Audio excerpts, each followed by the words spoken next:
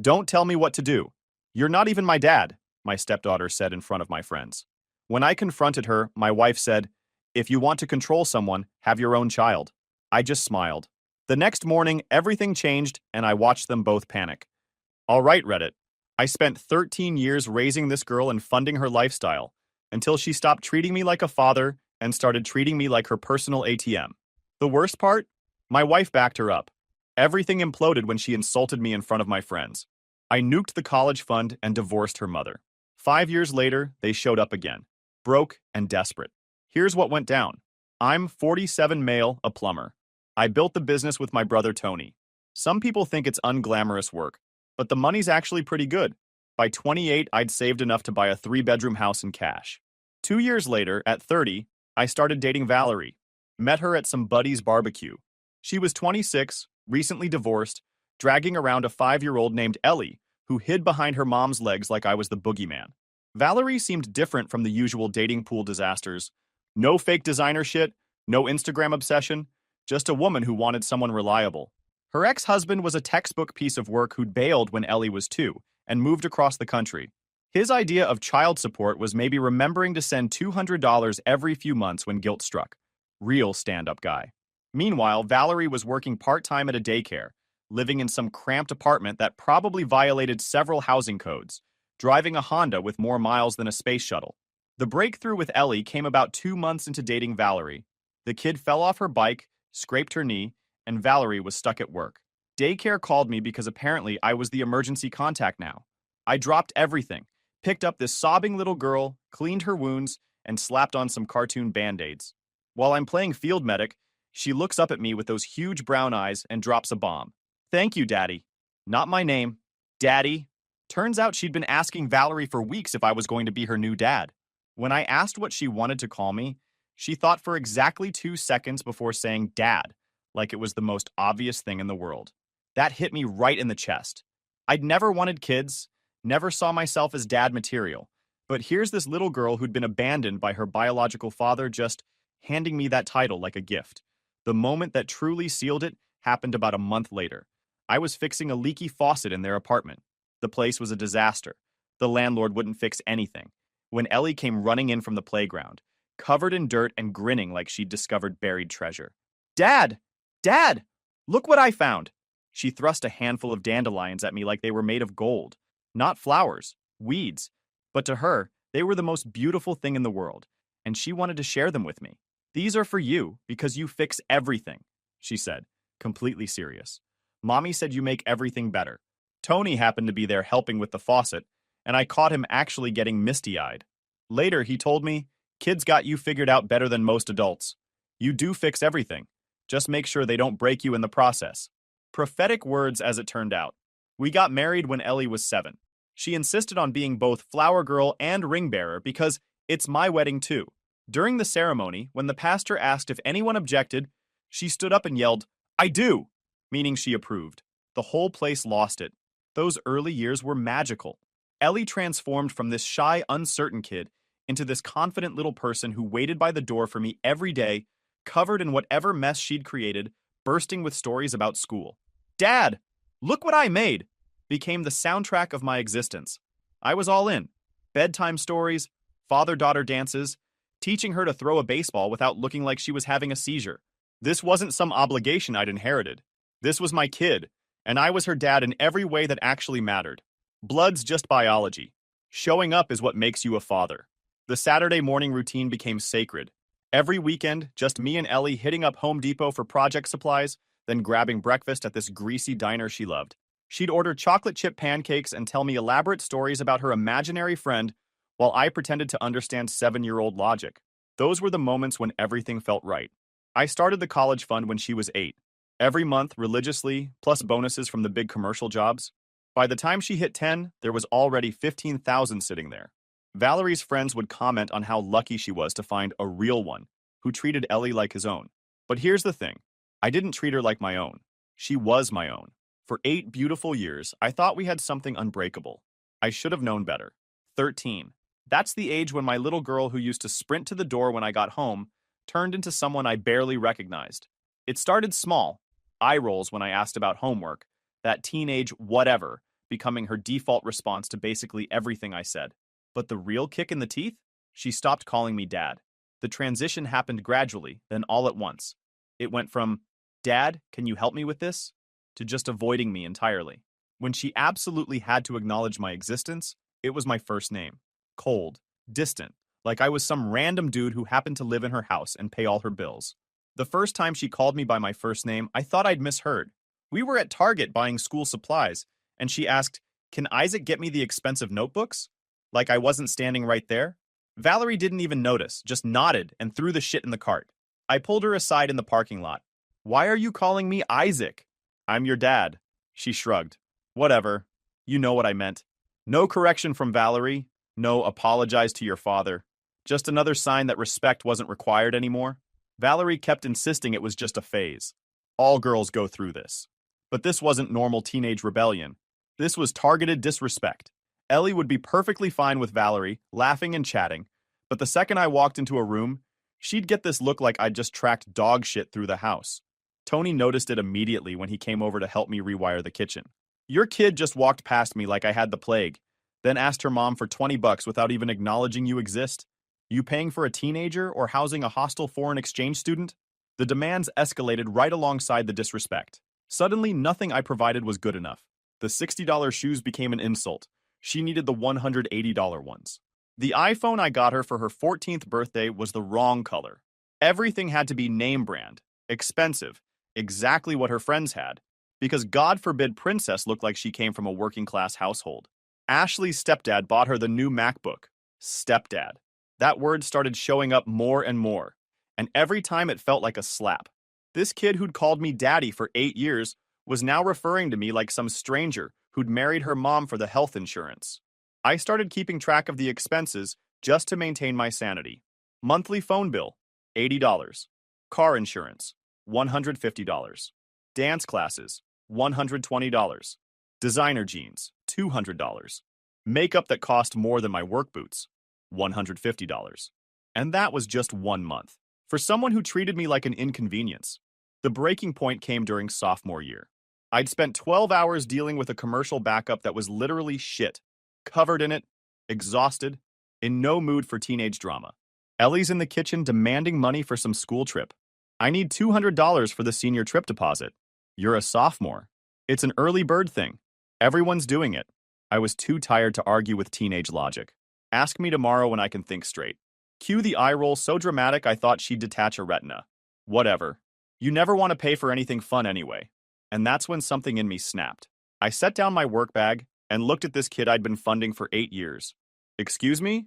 I've been paying for your fun for 8 years. Dance classes, summer camps, that ski trip, concert tickets, shopping sprees. What exactly do you think I've been doing with my money? That's different.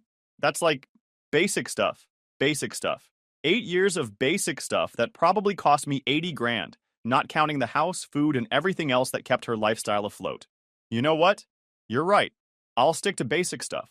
Food, shelter, utilities, everything else is extra.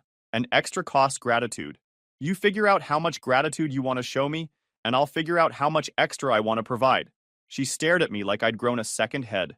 Probably the first time in her life, someone had connected her attitude to consequences. You can't be serious.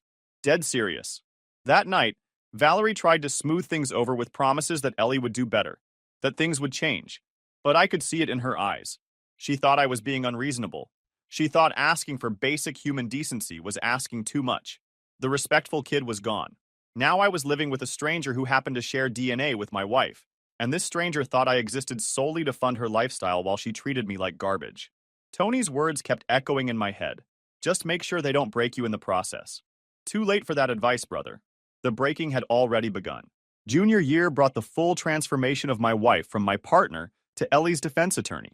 Every conversation about Ellie's behavior became a negotiation where I was somehow always the unreasonable party. Every boundary I tried to set got overturned the second I left for work.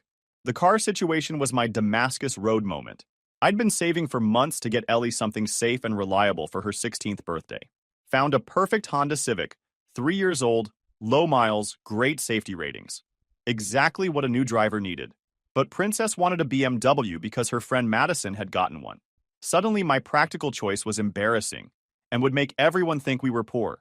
Madison's stepdad understands that image matters, she informed me during one of our family meetings, which had basically become sessions where Ellie made demands, and Valerie found creative ways to justify them. The family meetings were Valerie's bright idea for improving communication. In reality, they were just formalized sessions where I got outvoted 2-1 on every decision involving money. Ellie would present her demands, Valerie would explain why they were reasonable, and I'd be expected to fund whatever nonsense they'd agreed on. I bought the Honda anyway, got 2 weeks of silent treatment and passive-aggressive comments about how her real dad would have understood. Her real dad who hadn't called in 6 months and sent child support about as often as Halley's Comet shows up. The silent treatment was almost peaceful, honestly. No demands, no eye rolls, no being treated like an ATM with legs.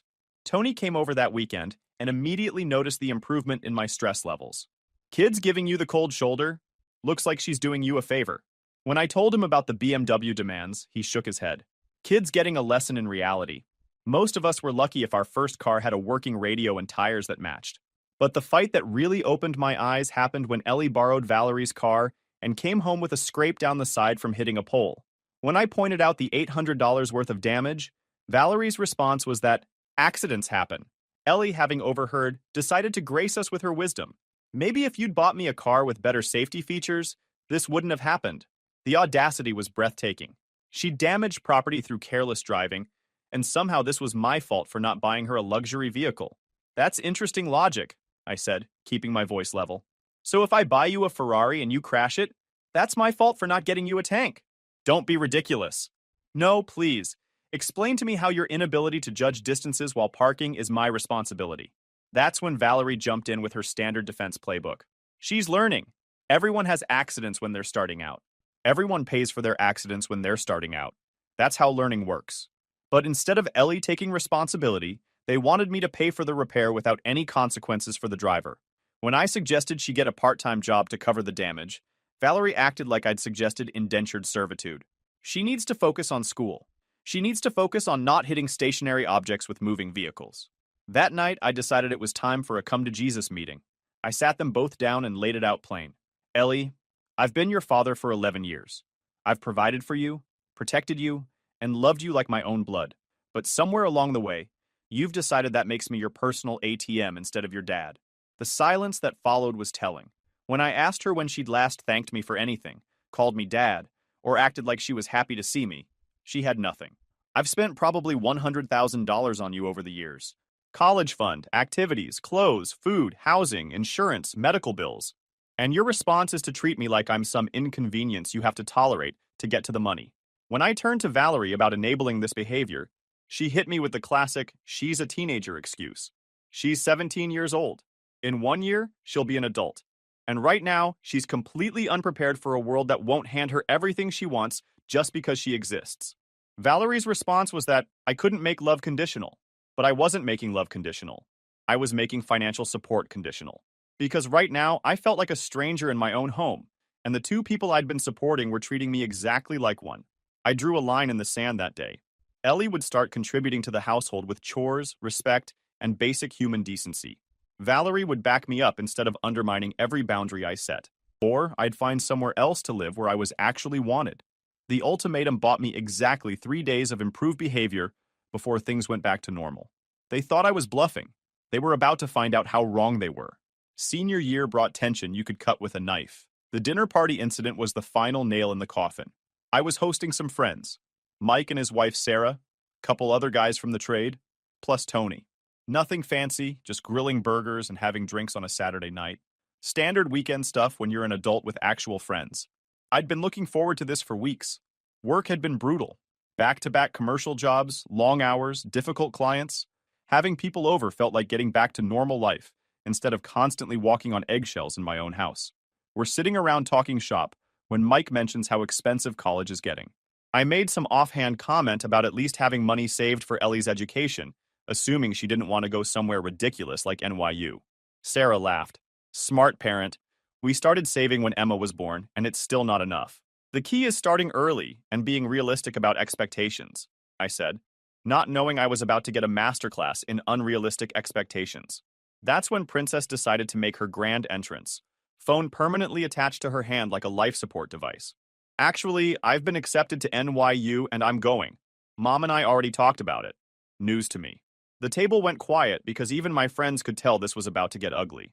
Mike shifted uncomfortably. NYU's a great school. Expensive, but great. Congratulations. We'll need to discuss the finances for that. The fund covers state school. She looked at me like I'd just told her the earth was flat. You're seriously going to ruin my future over money? I'm not ruining anything. I'm being realistic about what we can afford. Tony, who'd been nursing his drink and watching this unfold, caught my eye and gave a barely perceptible shake of his head. He could see where this was heading. And that's when she decided to put on a show for our guests. Started ranting about how I'd never treated her like she belonged, how I acted like every dollar I spent was some huge favor, how I should be grateful she wasn't letting us live in poverty. Grateful? Mike's wife looked confused. Shouldn't it be the other way around? But Ellie was just getting warmed up.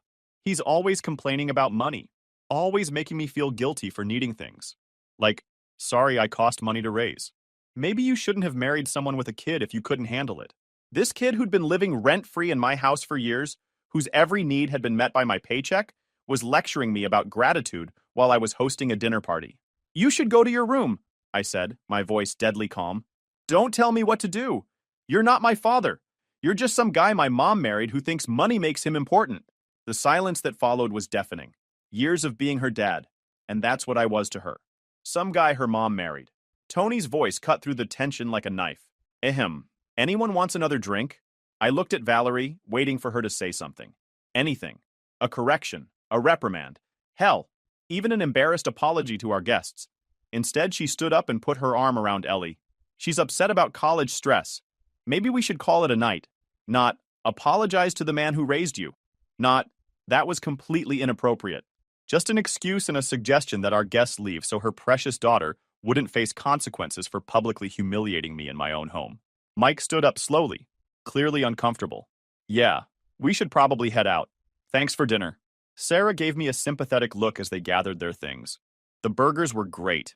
We'll talk soon. Tony lingered. Actually, I think I'll stay and help clean up. After my friends left, looking appropriately mortified, I came back to find mother and daughter in the kitchen, whispering like conspirators planning the next phase of their campaign. Well, I said, mind to explain what the fuck just happened in front of my guests? Valerie's response was that Ellie was upset, and college was stressful. When I pointed out that the college she was supposedly attending costs $60,000 a year, and the fund only had $85,000 in it, they suggested taking out loans. We could take out loans. Meaning I could take out loans, since Princess wasn't exactly loan qualified. That's when Valerie showed her true colors. Maybe if you actually treated her like your daughter instead of some charity case, she'd act like it. Charity case. I'd treated this kid better than her own biological father ever had, and my wife's response was to defend her when she called me some guy you married. You're right, I told them both. I am just some guy you married, because a real father would get respect in his own home. A real father wouldn't have his wife making excuses when his kid publicly humiliates him. Well, if you wanted to control someone, maybe you should have your own kid, Valerie shot back. What followed was complete silence, but the damage was done. They'd made their choice, and I'd made mine. You're right, I simply said, ending the argument. Tony, who'd been quietly cleaning dishes in the background, finally spoke up. You know what's fascinating? I've been here for 3 hours, and not once did I see either of them thank you for the house, the food, the lifestyle, or the 11 years of playing dad. But they sure as shit knew where to stick the knife when they wanted to hurt you. Oh, and that NYU acceptance? Complete bullshit. I checked. She'd been lying about that too, just like she lied about everything else when she wanted something. That night I slept in my office, but I didn't sleep much. I spent most of it planning my exit, because if I was just some guy Valerie married, then some guy Valerie married could just as easily become some guy Valerie used to be married to. The nuclear option wasn't just on the table anymore, it was loaded and ready to launch. Monday morning, I did 3 things that changed everything forever. Moved all my business income to a separate account, called my lawyer, and liquidated Ellie's college fund. All $85,000 of it. Gone. Vanished. Poof. I didn't tell them right away. Let them think everything was normal while I got my ducks in a row. Took about a week to get the paperwork ready and my assets protected. Tony was the only one I told about the plan. His response? About damn time. I was starting to think they'd sucked out your spine along with your bank account. The lawyer was this woman named Janet, who'd handled enough divorce cases to spot the signs immediately. Let me guess, you've been funding everyone's lifestyle while being treated like garbage? When I explained the situation, she nodded like she'd heard it 1,000 times. Classic case. You're the provider, not the partner. Good news is you kept everything in your name. Bad news is you're about to find out how nasty people get when their meal ticket disappears. The first sign something was wrong came when Ellie's car insurance got canceled. She found out the hard way when she got pulled over for speeding, and the cop informed her she was driving uninsured. What the hell happened to my insurance? She demanded when she got home. I stopped paying for it. You can't do that. I need my car. Then get a job and pay for it yourself. Valerie came running from the kitchen, ready to negotiate on behalf of her client. When I explained that I don't pay for things for people who disrespect me, she tried the she needs her car for school argument. She needs a lot of things. A lot. Respect being the main one. Ellie attempted the apologetic approach next, crocodile tears saying she was sorry and didn't mean it. Just stressed about college, you know. Didn't mean those things about me not being her dad. Actually, I think you meant every word. And that's fine. But you can't have it both ways. Either I'm your dad who deserves respect, or I'm just some guy your mom married who doesn't owe you anything. You already picked. The tears dried up real quick when she realized the apology wasn't working. The real meltdown came when they discovered the college fund was empty. I was in the garage working on my truck when I heard the screaming from inside. Ellie had tried to check the balance online and found a big fat zero where $85,000 used to be. She burst into the garage like a banshee. What did you do? I liquidated the account. You can't do that. That's my money. Actually, it was my money. Every deposit came from my business account. The account was in my name. Legally, it was always mine. Full-blown panic attack. The realization that her free ride to college had just evaporated hit her like a freight train. But I was going to use that for school. No, you were going to use it to party at an expensive college you're not even qualified for. Different thing. When Valerie joined the chaos and started screaming about how I was destroying Ellie's future, I handed her the divorce papers I'd been carrying in my back pocket. The silence was beautiful. Valerie stared at those papers like they were written in ancient hieroglyphics. Are you serious? You're divorcing me over this? Yes, I am. You've made it clear that you'll always defend your daughter even when she's wrong. I'm doing us both a favor. She's my child. How could you? And I was your husband, never her father. You both made that clear. Ellie was still having her breakdown about the money, now adding threats about fighting this in court. Good luck with that, sweetheart. Every deposit was documented. Every penny came from my business, and the account was always in my name as custodian. The reality started sinking in fast. They'd gone from comfortable middle-class life to struggling single mother and daughter in the span of 10 minutes. When Valerie asked what they were supposed to do, how they'd survive, I gave her the honest answer. Same way millions of other single mothers do it. You'll figure it out. They tried everything after that. Promises of changed behavior, threats of legal action, guilt trips about abandoning family. None of it worked because none of it was sincere. The papers were served the next day. 11 years of marriage and 13 years of playing dad to an ungrateful kid were officially over. They had 30 days to find somewhere else to live. The eviction countdown had begun, and I was finally done being the guy everyone took for granted. The first few months after they moved out were weird. I'd come home to complete silence. No teenage drama, no demands for money, no walking on eggshells around anyone's feelings. Just pure, blessed peace. It took time to adjust. 13 years of constant chaos doesn't just disappear overnight. I'd catch myself listening for footsteps upstairs or waiting for someone to ask me for something. But slowly, I started remembering what it felt like to actually live in my own space instead of just paying for it. The house felt bigger somehow. Turned Ellie's old room into a proper home office, got rid of furniture that reminded me of them, basically reclaimed every inch of the place. New paint, new carpet, new everything. It was like exorcising ghosts. Business was better than ever. Amazing how much wealth you can build when you're not bleeding money on other people's expensive tastes and imaginary college funds. The stress of constantly arguing about money just disappeared. You know what the best part about this whole situation is? Tony said one day while we were installing a new water heater. You finally remembered you have balls. I was starting to think they'd moved in with your backbone. About 2 months in, I got a text from Sandra, one of Valerie's old friends. The quiet one who always seemed to be observing more than participating in their social circle. Hey, I heard about the divorce. Just wanted to say I'm sorry you went through that. You don't deserve it, really. I almost didn't respond. The last thing I needed was getting dragged into Valerie's drama through her friends. But something about the message seemed genuine, so I thanked her. I know we don't really know each other, but if you ever want to grab coffee and talk to someone who's not involved in the situation, let me know. We met for coffee the next week. Nothing romantic, just two adults having a normal conversation. She asked how I was holding up, seemed genuinely interested in my answer. Didn't pry for gossip or try to get me to talk shit about my ex. I watched that whole situation for years, she said eventually. You tried so hard to make it work. They just couldn't see what they had. First time since the divorce that someone acknowledged what I'd actually been dealing with. Not taking sides, not making excuses, just seeing the reality of the situation. Coffee turned into dinner turned into movies, and eventually we were spending serious time together. But we took it slow. I wasn't ready to jump into anything serious, and she understood that completely. I'm not going anywhere, she said, when I explained my hesitation about relationships. Take all the time you need to figure out what you want. Through Sandra, I heard bits and pieces about how Valerie and Ellie were adjusting to reality. They'd moved into a small two-bedroom apartment across town, splitting $1,200 rent and arguing about grocery money. Valerie was working full-time now. Ellie was working part-time at Target while trying to figure out community college. The adjustment was apparently brutal. They'd gone from a comfortable house with all bills paid to the harsh reality of actual budgeting. Turns out, when you're not living off someone else's generosity, money gets tight real quick. Valerie keeps asking if I think you'll change your mind about the college fund, Sandra told me one night.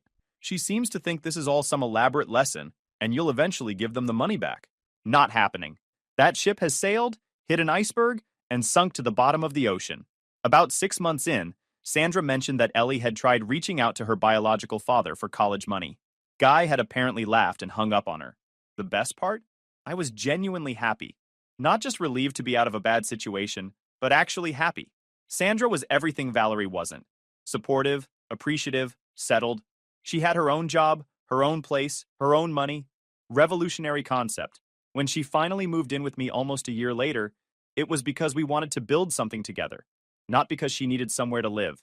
She contributed to expenses, helped with home improvements, treated my space like ours instead of hers to redecorate. And the respect? She valued my opinion, supported my decisions, actually seemed to enjoy having me around. We got engaged 2 years after the divorce was final. Simple proposal, nothing dramatic. Just two adults who'd found something real and wanted to make it official. Tony liked her, and he was happy for me. But the real surprise came when Sandra told me she was pregnant. I'd never thought about having biological kids. After Ellie, I figured my parenting days were behind me. But holding that ultrasound picture, seeing my actual child for the first time, something deep in my chest just opened up. This kid would be mine from day one. No competing loyalties, no reminders about real fathers, no years of building a relationship only to have it thrown in my face. Just pure, uncomplicated love. We got married 6 months before our son was born. Small ceremony, just family and close friends. Life was good, really good. And I'd almost forgotten about my old problems entirely, until they decided to remind me they still existed. 5 years after the divorce, I was living the dream. Married to Sandra, father to our 3-year-old son Jake, business thriving, house completely renovated, and feeling like home for the first time in years. I'd built something real, something that belonged to me. Then my doorbell rang on a Sunday morning. Sandra was giving Jake a bath upstairs, and I was enjoying my coffee like a civilized human being when I opened the door to find 2 women I barely recognized. Valerie looked like she'd aged 15 years instead of 5. Stress lines, gray hair she wasn't bothering to hide, clothes that screamed paycheck to paycheck. Ellie was with her, and the transformation was even more dramatic. Gone was the entitled princess who used to demand designer everything. We need to talk, Valerie said. No, we don't, I replied, starting to close the door. Please, just 5 minutes. Against my better judgment, I let them in. They sat on the couch Sandra and I had picked out together, looking around at the renovated space like they were visiting a museum of their former life. The place looks incredible. Really nice renovations. What do you want? They exchanged glances, clearly having rehearsed this conversation. Ellie's finally ready for college. She's been working and saving for 3 years now, really getting her life together. She just needs some help with tuition for the state school. I almost laughed. Almost. And you thought I'd be interested in that because you raised her, because she's learned from her mistakes, because you loved her once. I loved a kid who called me dad and appreciated what I did for her. That kid doesn't exist anymore. She never did. Ellie finally spoke up with what was obviously a prepared speech about how terrible she'd been, how she'd said horrible things and treated me like garbage, but how she'd grown up and understood now how much I'd sacrificed. I know I can't take back what I said that night, about you not being my father. I was angry and stupid, and I hurt you. But I've had 5 years to think about what I lost when I lost you. The words sounded rehearsed, but there was something in her voice that suggested actual regret. The problem was, too little, too late. Good for you. What's that have to do with me? Then came the real reason for the visit. Valerie had lost her job last month. They were 3 months behind on rent. Eviction was imminent. Her biological father wouldn't help. Of course. That sounds like a you problem. That's when I heard small footsteps on the stairs. Jake came running into the living room, freshly bathed and in his pajamas, launching himself at me with the kind of pure joy that still knocked me over every time. "Daddy!" I scooped him up, and he immediately started babbling about the toy truck he'd been playing with upstairs. This kid who saw me as the center of his universe, who trusted me completely, who would never question whether he belonged in my life. "That's your son," Valerie said. "Yes, he is." Sandra appeared at the top of the stairs, and when she saw who was in our living room, her expression shifted to something between surprise and anger. The tension ratcheted up immediately. Sandra moved to stand beside me, putting her hand on Jake's back in a gesture that was both protective and possessive. "They were just leaving," I said. "Actually, we weren't done talking." "Yeah, you were," Sandra said firmly. "This is our home, our family time. Whatever you want from my husband, the answer is no." I'd never heard Sandra use that tone before. Pure steel wrapped in politeness. The same voice she probably used with difficult clients who thought they could walk all over her. "Your husband?" Valerie's mask slipped completely. "I was married to him for 11 years. I built a partnership with him. You built a dictatorship where he paid for everything and got nothing in return. You don't know what you're talking about." "I know exactly what I'm talking about. I watched you take him for granted for years. I watched your daughter treat him like garbage while he kept trying to earn love from people who never intended to give it." When Ellie tried to defend how things used to be, Sandra cut her off. "When's the last time you called him dad? When's the last time you acted grateful for anything he did?" Silence. Beautiful, telling silence. Valerie was getting desperate now, talking about family and history, and how I couldn't just throw that away. "Watch me," I said, echoing the words I'd used 5 years earlier. But then she crossed a line. "You have a son now? Don't you want him to learn about forgiveness? About helping family?" That's when I really lost it. "Don't you ever use my son to manipulate me. He's going to learn that respect is earned, not owed. And he's sure as hell going to learn that you don't reward people who treat you like shit." Sandra stepped forward. "You need to leave. Now." My phone buzzed with a text from Tony, who was apparently driving by. "Saw some beat-up Honda in your driveway. Either you've downgraded your taste in cars, or your past is haunting you. Need backup or an alibi?" As they walked to their beat-up car, the same Honda I'd bought Ellie for her 16th birthday, now held together with duct tape and hope, I could hear Valerie talking angrily to Ellie about that bitch and how I'd changed. I hadn't changed. I'd just finally learned my worth. I texted Tony back, "Past equals exercised. Alibis. Unnecessary. Thanks for having my six." His response: "Good. Now get back to your real family and stop letting ghosts ruin your Sunday." That night, after Jake was asleep, Sandra and I sat on our back deck with a drink. "You okay?" she asked. "Better than okay. Got reminded why I made all the right choices." She leaned against me. "Your son is lucky to have you. I'm lucky to have both of you." Looking at what I'd built, a wife who respected me, a son who adored me, a business that was thriving, a home that actually felt like home, I couldn't imagine going back to that old life. Some people come into your life to drain you. Others come to fulfill you. I'd finally learned the difference. And I was never going back.